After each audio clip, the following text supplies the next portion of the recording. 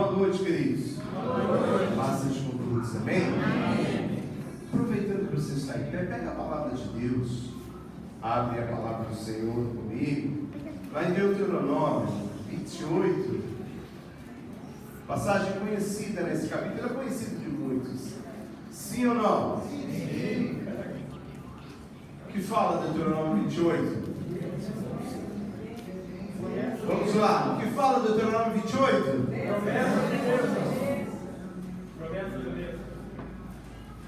Você só quer saber da bênção, né? É só isso que fala 28?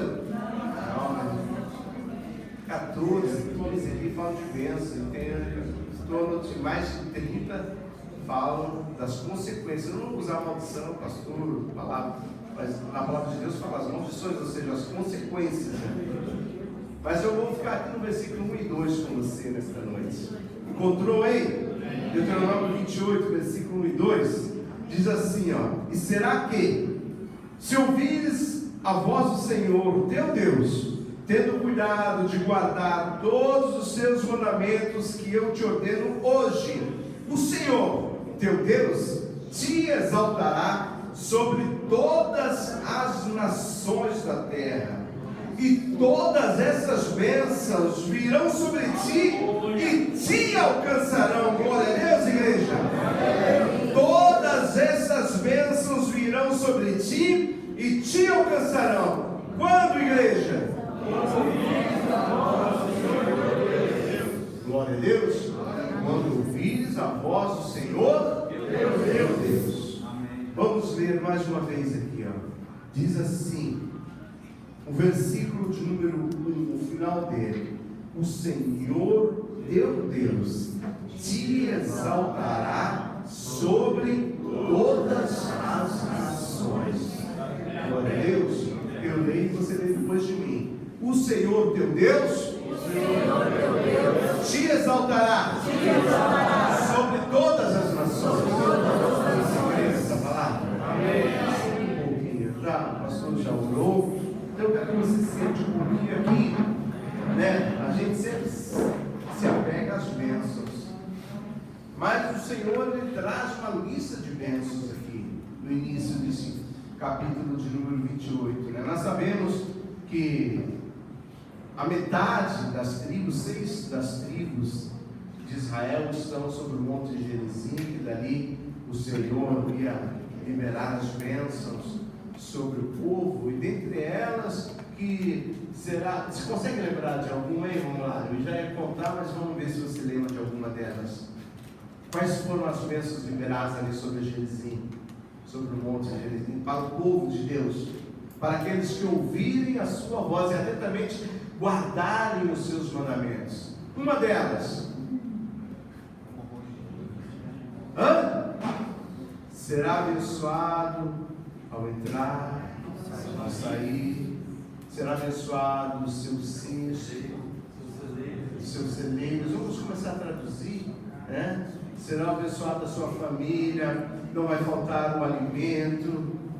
E tem uma delas que diz assim, que o Senhor te daria vitória sobre todos os seus inimigos. Versículo de número 7 diz assim: o Senhor entregará os teus inimigos que se levantarem contra ti, feridos diante de ti. Por um caminho sairão contra ti, mas por 7 caminhos fugirão de ti. Glória a Deus. Essas são as promessas de Deus para aqueles que ouvem a sua voz, para aqueles que obedecem, para aqueles que guardam os seus mandamentos. Mas quando a gente vai ver a história do povo judeu, o que nós vemos muitas vezes? Vamos lá, qual foi o pior período de Israel? Você tem ideia? Israel sofreu muitas perseguições. Na história mais recente, sofreu muito, né? Perseguição dos nazistas, holocausto. Você conhece a história, né? Mas qual você imagina que foi o pior momento para Israel, para a nação, para o povo de Deus? Eu creio que foi o cativeiro babilônico. Eu creio, porque perderam a dignidade. Foram queimados os portões de Jerusalém, os muros derrubados, o templo saqueado, o seu rei foi levado ao cativeiro. Mas e a promessa, pastor? Que o Senhor entregaria os inimigos. Mas tem uma condição aqui, não tem? Qual é a condição? E nós sabemos que Jeremias pregou, e o povo, alguns, tinha pessoas que ouviam lá Jeremias? Tinha. Mas a nação, no geral, vamos dizer assim, na sua maioria, o rei, que é o principal, não dava ouvidos ao profeta. E nós sabemos que eles vão então enfrentar esse período muito difícil, de muita dor. Vão ser levados cativos para uma terra estranha, um povo estranho, com cultura estranha, diferente daquilo que eles viviam, e lá vão viver por no mínimo 70 anos de cativeiro. E será que ali no meio tinha somente as pessoas que desobedeceram? O que você acha? Não, pastor. Mas e aí as promessas? Aquelas pessoas que tinham as promessas, aquelas que guardavam. E muitas vezes nós nos vemos desse jeito. Muitas vezes está passando por situações na sua vida que você fala: Deus, eu não mereço isso. Por que isso está acontecendo comigo, Senhor? Por que isso está acontecendo? Eu estou vivendo isso. Estou vivendo esse cativeiro financeiro. Por que eu estou enfrentando esse problema dentro da minha casa com os meus filhos? Por que eu estou enfrentando a enfermidade? Momentos de dor. Mas muitas vezes eu creio que eu já falei para você aqui, nós temos que trocar essa palavra, tirar o porquê, e começar a perguntar para Deus qual é o propósito. Qual é o propósito? Eu quero pegar aqui como exemplo para você um grande homem de Deus, um profeta do Senhor. Eu quero que você vá comigo lá. Quem que foi para o cativeiro babilônico que não tinha? Daniel. Mas não é de Daniel que nós vamos falar. De Ezequiel. Ezequiel 1, versículo 1.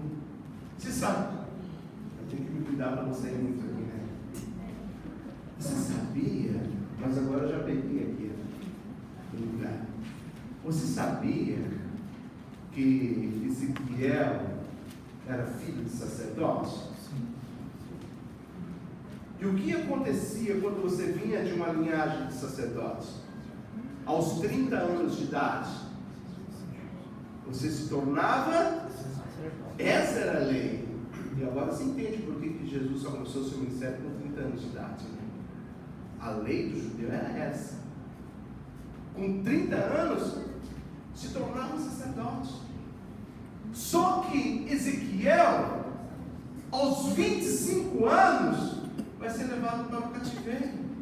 Olha só, acompanhe aí comigo. E aconteceu, Ezequiel 1:1. E aconteceu no 30º ano, no 4º mês, no dia 5º do mês. A palavra de Deus não nos dá a data, mas eu desconfio que é o aniversário de Ezequiel. Que estando eu no meio da onde, igreja? Dos cativos, junto ao rio Quebar, se abriram os céus e eu vi visões de Deus. No 5º dia do mês, preste atenção aqui, no 5º ano do cativeiro do rei Joaquim. Já fazia 5 anos que eles estavam ali. Veio expressamente a palavra do Senhor a Ezequiel, filho de Buzi, o sacerdote, na terra dos caldeus, junto ao rio Quebar. E ali esteve sobre ele a mão do Senhor. Agora eu quero que você comece a viver um pouco a vida do Ezequiel. 25 anos. Só falta 5 anos para eu me tornar sacerdote. Era o sonho dele. Era o sonho de todo jovem, todo homem, que vinha de uma linhagem sacerdotal, ele sabia que quando ele completasse 30 anos, ele também iria se tornar um sacerdote. Então este era o sonho dele. Agora, quando ele estava completando os seus 30 anos, aonde que ele estava? Aonde? No cativeiro.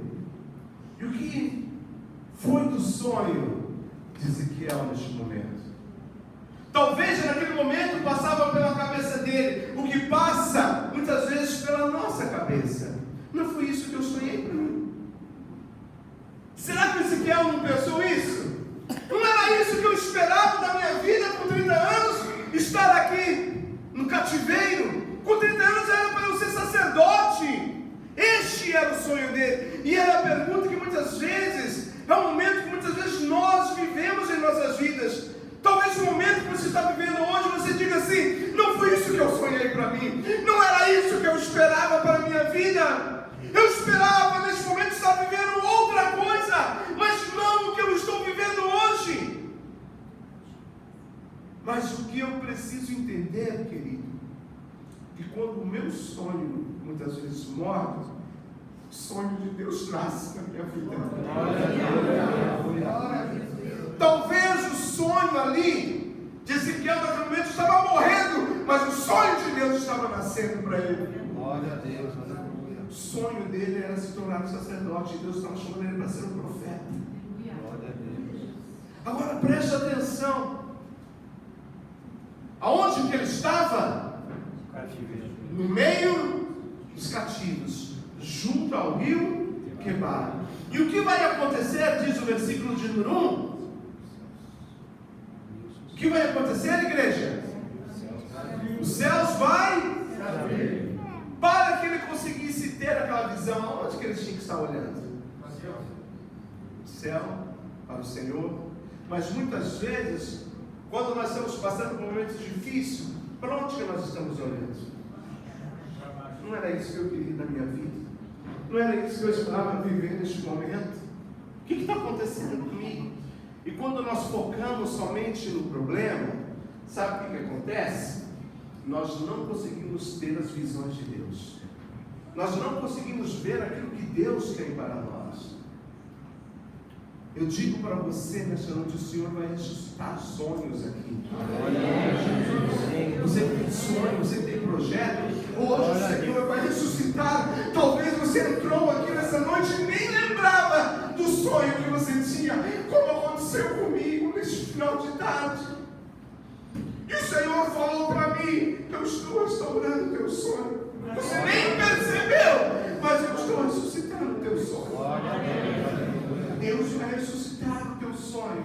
Deus vai restaurar o teu sonho, o teu projeto, a tua família, a tua casa, a tua empresa, a tua saúde. Em nome de Jesus, não é o fim. Não deixe um momento. Não deixe um momento. Não fique focado para o problema. Olhe para o céu, olhe para o Senhor. O que o salmista diz? Eleva os meus olhos para o chão. Para onde? Da onde virá o meu socorro? Meu socorro vem toda poderosa. É do Senhor, querido. Não fique olhando para baixo. Não deixe a dor no momento te dominar. Não deixe. Mantenha a sua cabeça erguida. Olhe para os céus. Que o Senhor vai abrir os céus sobre a sua vida, e o Senhor vai derramar o seu poder, o seu espírito. Você vai ter visões, você vai começar a enxergar o que Deus tem para você. Quando nós focamos no problema, nós só vemos problema. Agora, quando nós olhamos além, ou melhor, quando nós olhamos para o Senhor, nós conseguimos ver o que o Senhor tem para nós. Agora eu digo para você que a vida de Ezequiel não foi muito fácil, não. E aí eu volto a dizer, muitas vezes a pessoa ela se pergunta: mas não era para eu estar vivendo isso. Ezequiel foi escolhido para ser um profeta. Será que ele não guardou as promessas de Deus? Será que ele não guardou os mandamentos do Senhor? Será que ele não obedeceu? O que você acha? Pastor, eu acho que ele obedeceu. Mas então por que ele está vivendo aquilo? Ele poderia falar, cadê as tuas promessas, Senhor? Como muitas vezes nós falamos, né? Vamos trazer tudo isso sempre para os nossos dias. Que muitas vezes nós, no meio da dor, no meio da dificuldade, nós falamos, cadê as tuas promessas, Senhor, sobre a minha vida? Eu guardei a tua palavra. Eu fui fiel ao Senhor. Por que isso está acontecendo? Não pergunte para o Senhor por quê, mas qual o propósito. A revelação, a promessa, não nos isenta da dor. Guarda isso no seu coração. Fala para o irmão que está ao teu lado aí. Fala para ele. O que eu falei? Você nem lembra mais, né? A revelação não nos isenta da dor. Isso quer dizer, nós vamos passar por momentos de dor. E muita dor. Avança comigo um pouquinho, para nós, né, não perdermos muito aqui. Capítulo 24. Vai lá comigo. Ezequiel mesmo. Vamos ficar agora aqui no Ezequiel somente. 24.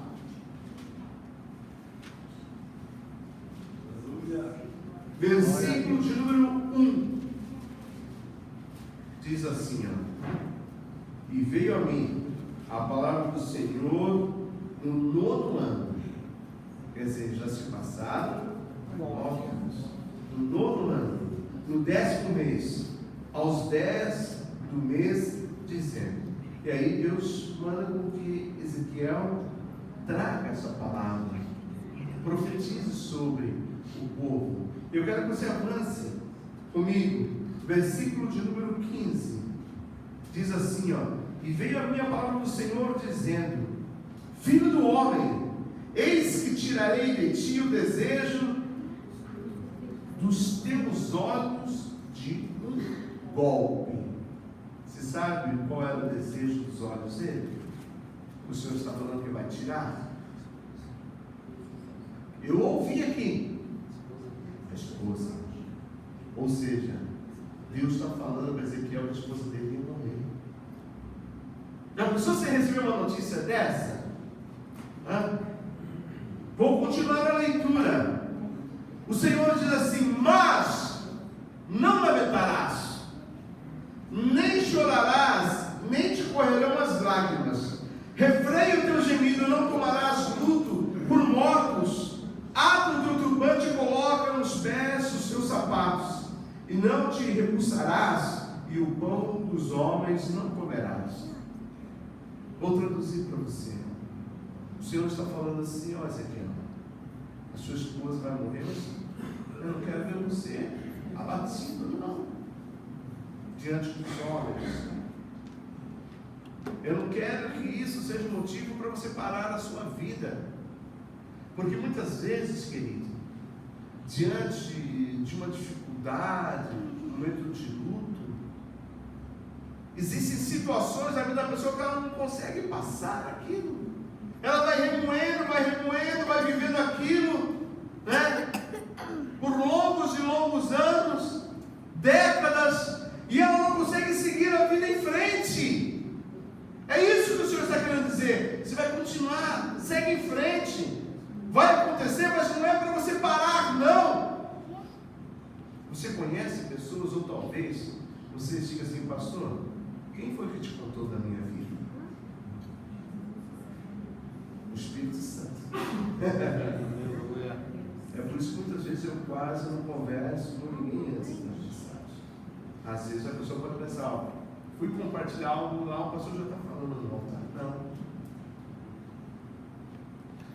O Senhor te trouxe aqui porque Ele quer restaurar os teus sonhos. Ele não quer que você pare. É para você continuar, dar continuidade na sua vida.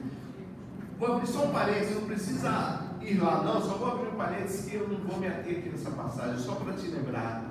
Você lembra do Davi? Quando o filho dele, com a Betseba, nasceu? E ele chorou, jejuou, rosto no chão, por quantos dias? 7. Eu falei: Senhor, não tira o menino, não deixe que essa criança morra, ela não tem culpa, Senhor. Ele não é culpado, Senhor. Não mata o menino, não leva o menino. Durante 7 dias ele fez isso. E o que aconteceu no final de 7 dias? O menino morreu. E aí os servos ficaram preocupados. E agora? Como que nós vamos dar notícia para o meu filho? Se com o menino aqui, ele já não queria comer, não queria falar com ninguém, ficava lá orando, durante 7 dias, joelho no chão, rosto no chão, falando com Deus. E o menino aqui agora, o menino morto, o que vai ser? O que o Davi faz? Ele já viu o burburinho, né? Ele já, o que foi que aconteceu? Fala a verdade. O menino morreu. Então, tá bom. Prepara uma comida para mim. Levantou, tomou banho, trocou de roupa, se perfumou, sacrificou, adorou ao Senhor, e aí foi se alimentar. As pessoas, os servos falaram, não entendia, mano. Se enquanto ele estava aqui, o menino estava aqui visitando, agora o menino morreu, ele parou. Para Davi, ele entendeu que aquele momento não poderia parar ele. Ele sentiu? Claro que sentiu. Viveu o luto? Claro que viveu. Mas não ficou preso nisso. A nossa vida, mesmo em momentos difíceis, querido, tem que seguir em frente. Olha só, volta aqui comigo, Ezequiel. Olha o que diz o versículo de número 18. E fala para mim, se fosse você, o que você faria? Versículo de número 18, diz assim a palavra do Senhor: e falei ao povo pela manhã, e à tarde morreu, e fiz pela manhã como se me deu. Brincou, pastor. Ele fez o que Deus mandou, estava fazendo a obra do Senhor. De manhã estava na igreja, orando, abençoando o povo, falando com o povo, e chega em casa, recebe essa notícia. Não. Fala para mim se fosse você. Tá bom, não precisa falar para mim. Responde para você mesmo. E daí você vai ser sincero. Se fosse você, o que você faria? Fiz o que o Senhor me mandou de manhã. E agora assim mesmo o Senhor permitiu que a minha esposa morresse. Vou abrir outro parênteses aqui. Uma quarta-feira à noite, à tarde, a equipe médica me chama lá na UTI do Hospital Evangélico e fala assim: a medicação está aí dentro. Meu pai estava lá já. Não sou bom de guardar números, datas, mas de algum tempo, naquela UTI, corpo todo inflamado, teve reação química até isso, pai. Teve uma inflamação, uma rejeição lá da máquina que fica funcionando enquanto o coração está parado para fazer cirurgia. Nós fizemos tudo o que tinha que fazer. O medicamento está aí dentro.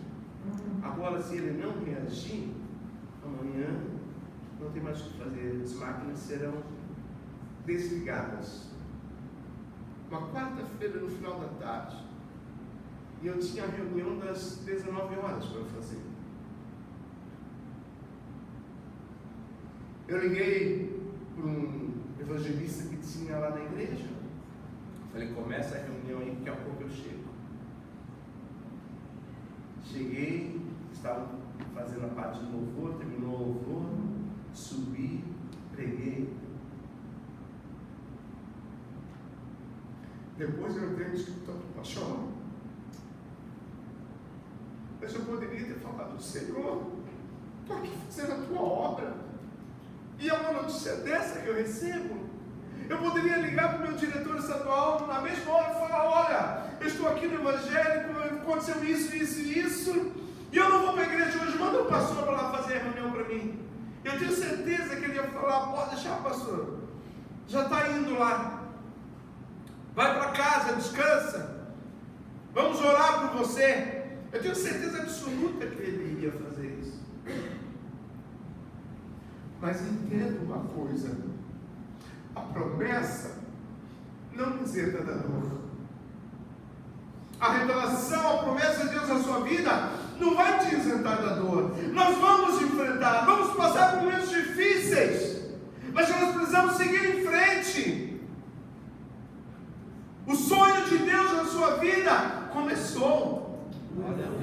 Aquele sonho que você achava que já tinha passado, o Senhor está falando: vou ressuscitar. Avança comigo mais um pouquinho. Agora não é uma passagem conhecida. Qual? Qual capítulo nós vamos? 37. E aqui tem bastante coisa. Está com pressa para ir embora hoje? Quem está com pressa? Não, que bom. 37, versículo de número 1 e 2 diz assim: veio sobre mim a mão do Senhor, e o Senhor me levou em espírito. Quem foi que levou Ezequiel? Para onde? Churrasco, uma festa, um vale sequíssimos, mais do que seco. E veio sobre mim a mão do Senhor, e o Senhor me levou em espírito e me pôs no meio de um vale que estava cheio de ossos, e me fez andar ao redor deles, e eis que eram muito numerosos sobre a face do vale, e estavam sequíssimos. Nós sabemos, né, que aquele vale de ossos sequíssimos se tornou o quê? Um grande exército. E o que tem num exército? Vai lá, diz aí para mim: soldados, sargentos, capitães, generais,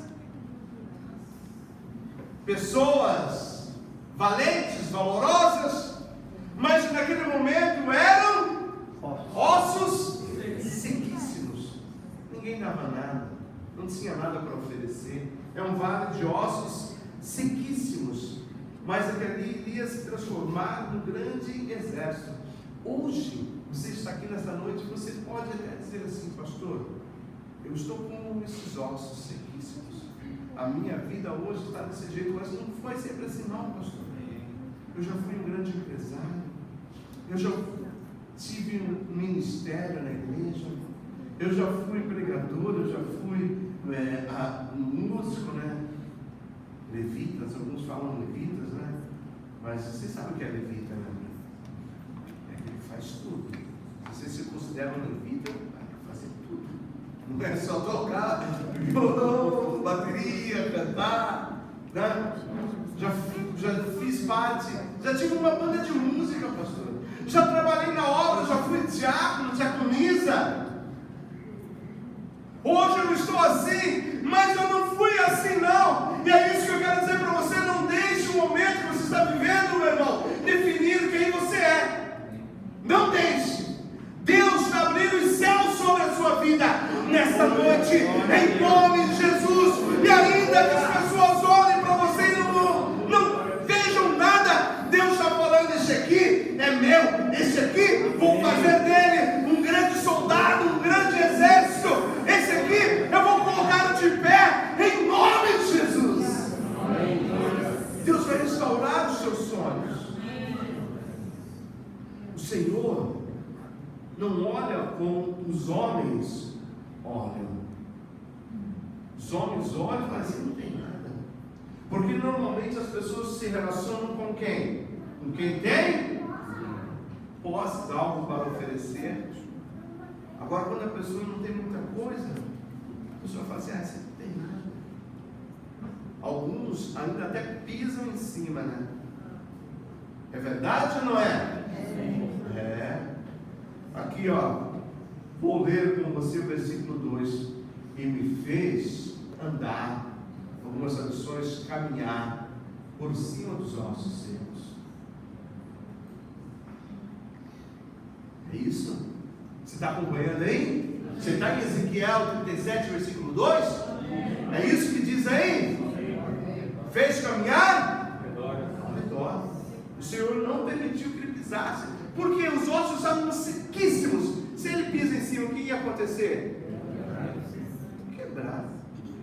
E aqueles ossos lá na frente se tornariam o quê? Ia fazer falta. Então Deus não quer, querido, ninguém pisando em ninguém. Às vezes a pessoa que está naquele momento, que o momento não define quem a pessoa é. Às vezes a pessoa está naquele momento difícil da vida dela, mas lá na frente Deus vai levantar ela para te abençoar, em nome de Jesus. Quantas pessoas já aconteceu isso? Pessoas que a pessoa dizia assim, isso aí não adianta. E foi aquela pessoa que Deus levantou para te abençoar, para vir orar por você, para vir abençoar a sua vida. Então o Senhor não quer que ninguém... E outra coisa, Deus não levanta profeta para pisar sobre ninguém, não. Né? Deus não levanta profeta para pisar em ninguém. Então o Senhor está mostrando aqui. Quem faz isso são os homens, não ele. E ele não quer que a gente venha pisar dessa mesma forma. Porque lá na frente esses ossos se tornariam um grande exército. O Senhor ia derramar o seu Espírito sobre esses ossos e transformar deles um grande exército. Deus vai soprar o seu Espírito. Ainda que você fale assim, pastor, eu não sou profeta, não, eu sou esses ossos.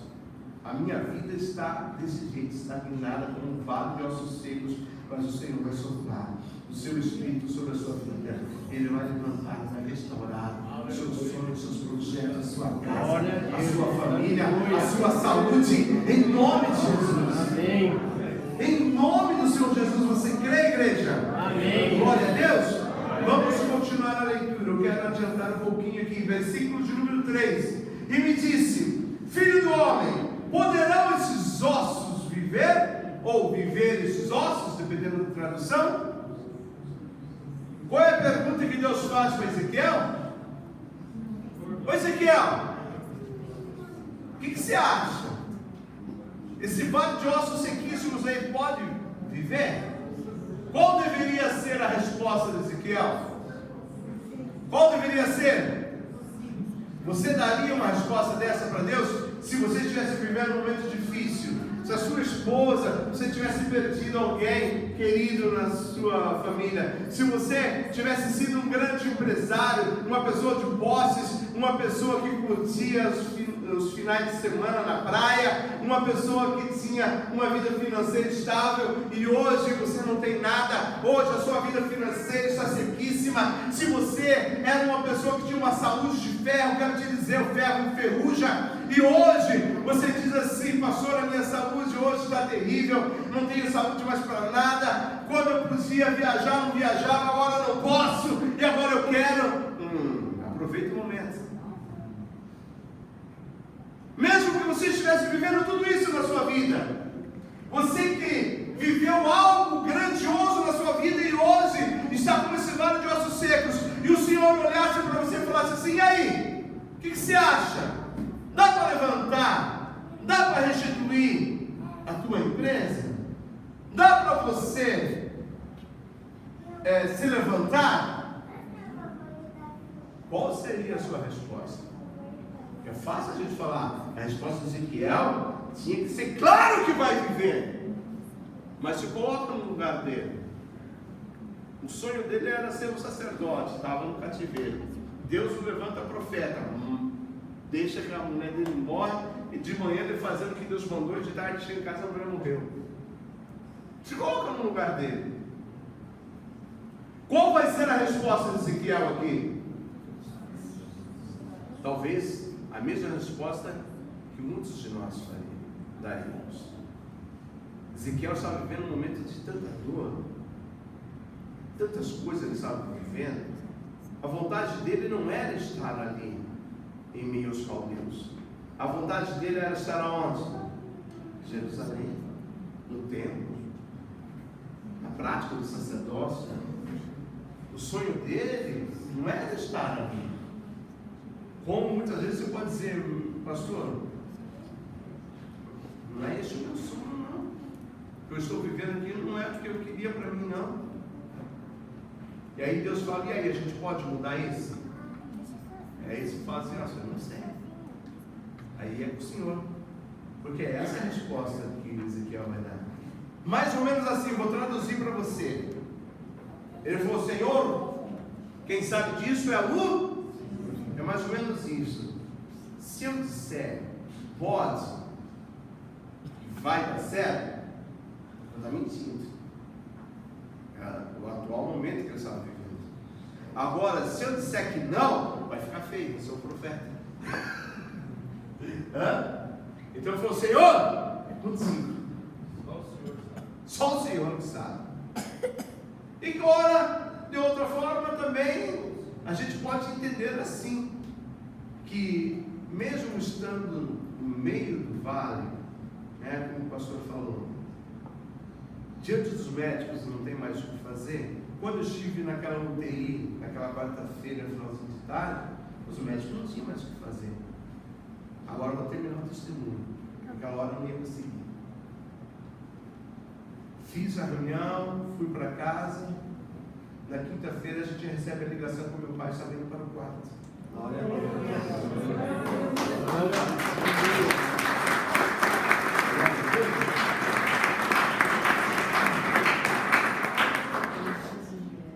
E aí no momento da dor, é fácil você falar, não, vai dar certo, já deu certo.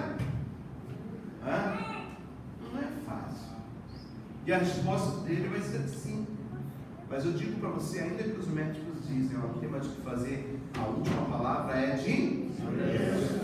Para Ezequiel também ele poderia ter pensado isso ao Senhor. Não vai fazer diferença eu falar sim ou não, porque quem dá a última palavra é o Senhor. Então é contigo. E aí Deus então vai dar uma ordem para Ezequiel. E aqui começa a pregar. Muito brincando. Versículo de número 4. Vai lá comigo. Então me disse, profetiza sobre estes ossos e dize-lhes, ossos secos, ouvi a palavra. Isso é coisa de doido falar com o esqueleto. Se o Senhor falar isso para você, fala, Senhor, está de brincadeira comigo, só tem esqueleto aqui, sequíssimos. Dá ordem para os ossos, fala com os ossos agora. Versículo 5: assim diz o Senhor Jeová a esses ossos: eis que farei entrar em vós o Espírito e vivereis. Glória a Deus. Qual é a ordem do Senhor? Ô Ezequiel, já que você falou que é comigo o negócio, vamos fazer o seguinte, só que você vai ter uma participação aí. Você faz a tua parte, eu faço a minha. Vai lá e profetiza sobre os ossos sequíssimos. Fala com eles. E aí? Eles vão viver. O que você faria no lugar de Ezequiel? Eu quero que vocês coloquem um pouquinho no lugar de Ezequiel. Deus.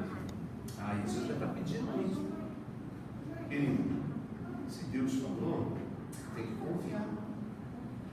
E aí o Ezequiel vai lá e profetiza. E aqui eu quero que você pegue essa parte da mensagem mesmo e guarde no seu coração. Versículo 7. O que o Ezequiel vai fazer? Então profetizei como o Senhor me deu ordem. Vou traduzir para você. Então eu profetizei como o Senhor mandou.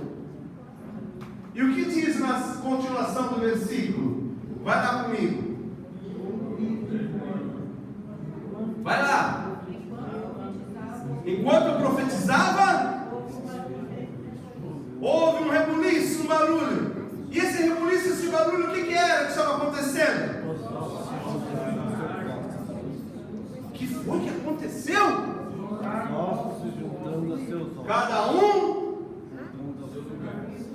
Vai lá, Bruna. Quantos ossos nós temos no corpo humano? 226? Ah, mas quem comeu frango, daí tem um bolinho. 206. 207. Já pensou cada um saber o lugar certinho? Tem coisa que você não consegue fazer, mas você vai participar. E aí aquilo que você não consegue fazer, Deus já vai fazer na sua vida. Em nome de Jesus. Tem coisas que você não pode fazer, mas o que você tem que fazer, você vai precisar fazer. Não queira passar a tua parte para Deus fazer também não. Se é você que tem que fazer, faça. Porque aquilo que você não consegue, Deus ele faz na sua vida. Em nome de Jesus. Agora você prestou atenção, eu fico maravilhado com os detalhes da palavra. Eu amo essa palavra. Quando que foi que aconteceu o milagre? Ele cumpriu a ordem do Senhor. Vai lá, vamos ver se alguém acerta.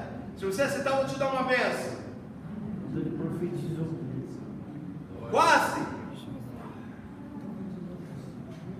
Quase.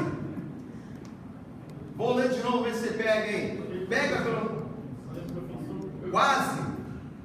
Vamos ver se você pega aí. Vou ler mais uma vez, é versículo 7, né? Então profetizei como você me deu ordem, e houve um ruído, enquanto eu.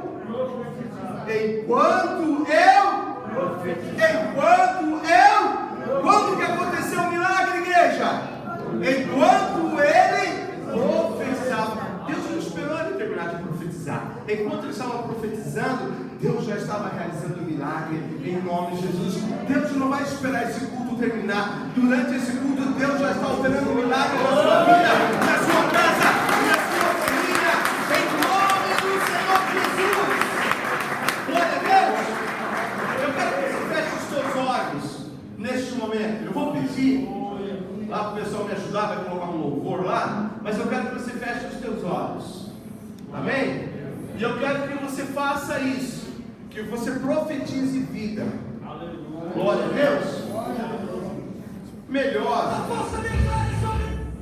Melhor, pode soltar.